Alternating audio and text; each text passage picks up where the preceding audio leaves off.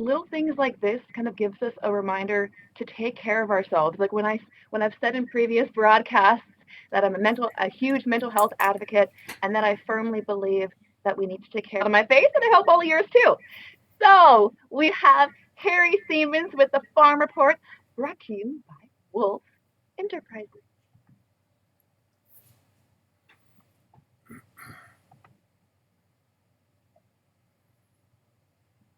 So hello and good morning, Harry. How are you doing on this cloudy day?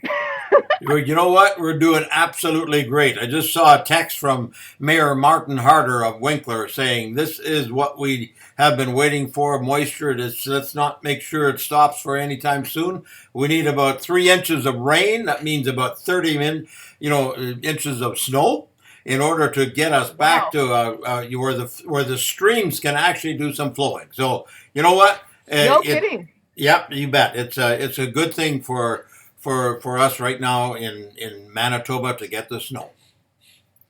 Well, honestly, it kind of makes a little bit of sense because I only found out over the weekend that there is actually a fire ban in Brandon, which kind of makes sense because it's been a very unusual dry spring, and all of our snow abruptly melted. So with at least the current fire ban, what has how has it affected farmers? Well, the fire ban doesn't so much affect farmers so much in spring. I mean, it's Okay. you always have to be more careful. You have to be more careful because there's more stubble around. We do farming more minimum to zero till, which leaves more stubble around. But for the most part, Okay. it's not such a big deal. If this is in fall when you're harvesting, combines burn and crops burn and those kinds of things. And so for now, we're just waiting for that, for the snow to fall and then for it to dry up enough so that farmers can get back on the fields and plant their grains. But for the most part, yeah, it's a matter of watching. Like I remember on Easter weekend, we had a small gathering at my brother-in-law's farm, and he was telling Yeah. us right behind their yard, the creek and railroad track where the grass was burning. For the simple reason Oh my is goodness. just to the fire department was out there. I mean, they were getting calls Oh. all over the place. You bet. And those kinds of things are obviously a problem. But when the farmer is Wow. actually working, they're just more careful. You're not throwing matches out. Okay. You're not doing anything like that. You're just making sure that you keep all the known sparks and flames covered as much as you possibly can.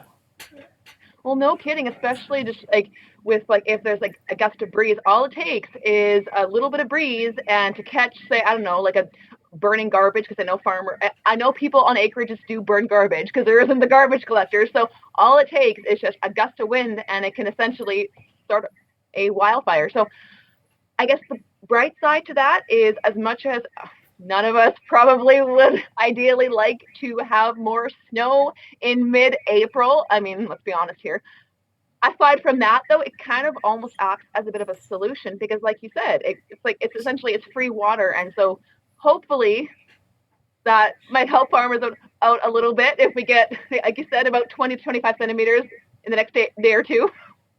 Yeah, oh yes, absolutely. I mean, right now, in order for the crop to germinate, I mean, farmers have planted into dry ground, so that means that crop does not germinate. The seed does not germinate until there's moisture, and that's why we need moisture to come down. Not only the first 1 inch, we need it to come down because I've heard farmers one farmer at Nipawa, he dug a hole to put in a post. And he went down 3 feet before he really found any measurable moisture. So that's My really, goodness. really, Oh my really dry. gosh. All of our potatoes, most of the potatoes, at least for processing, chips and so forth, they can only do uh, under contract with McCain's and so forth if they have a Right. water to irrigate. And so, that's another challenge. We need those irrigation ponds to be full Yeah. in order for farmers to be able to irrigate. And they get their water from streams that flow. Well, we've had no runoff up until now, but we need another couple of inches in order to see that runoff.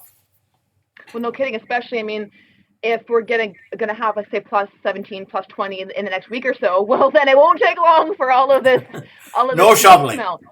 No No, shoveling. so it kind of leads me to another question then. So if essentially spring if spring crops are kind of delayed a little bit, ideally, in order to not delay harvest production, when do farmers need to have their spring crops plowed and ready to go?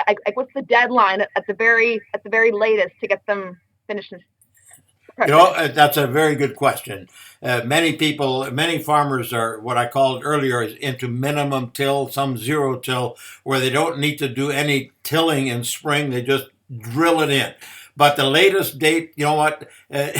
Every year it can change depending on what the weather is. But ideally, we start to plant around May 1st, May 15th, June the 1st. Okay. And once we get into the middle, third week of June, if you haven't planted by then it's more or less too late. Then you're starting to put in what we call cover crops. That's a crop Okay. that will keep the soil from drifting when the wind blows. And invariably, it can happen. It can help with the cattle production because it seems like more and more with the lack of moisture we've had. The hay and the bales and the straw is all becoming more expensive in order to haul it to where the cattle are. And so we need that moisture, and cover crops will do that. So, and that makes sense. And so I guess kind of like one of the last questions of the segment. Um, for farmers obviously have the professional equipment to add the moisture and maybe compensate for lack of rain or moisture. But for people that just grow their own crops at home and don't necessarily have the same resources as professional farmers do, what are some at home gardening tips that you can give to help compensate for this lack of moisture? Well, you know what? There's actually very little. I mean, we instead of compensating for the lack of moisture, you try to conserve. So Okay. you don't want to move the soil. If you're going to plant something, plant it into whatever moisture is there. And if you turn the soil, then it dries out whatever moisture is there. So there isn't Okay. anything that we can do as far as adding moisture other than irrigation with potatoes. But irrigation is, first of all, it's got to be set up. Secondly, you have to have a source of water, and thirdly, it's expensive to do. It's not a cheap. So most farmers, unless they are told to, as far as the crop they grow and the processor that buys it, will not irrigate. But Right. but at home, you know what? The same thing. Don't if you're going to plant, don't till the soil until you are ready to plant, and then start to plant.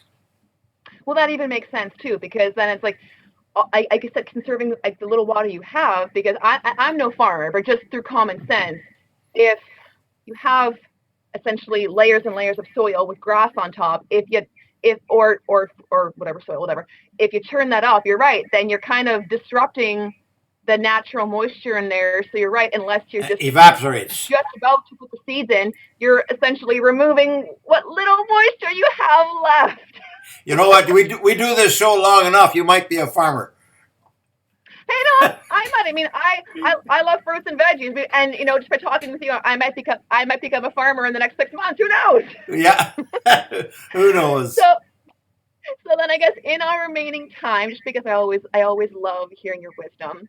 In our remaining time, what are your final thoughts you'd like to give our viewers this morning?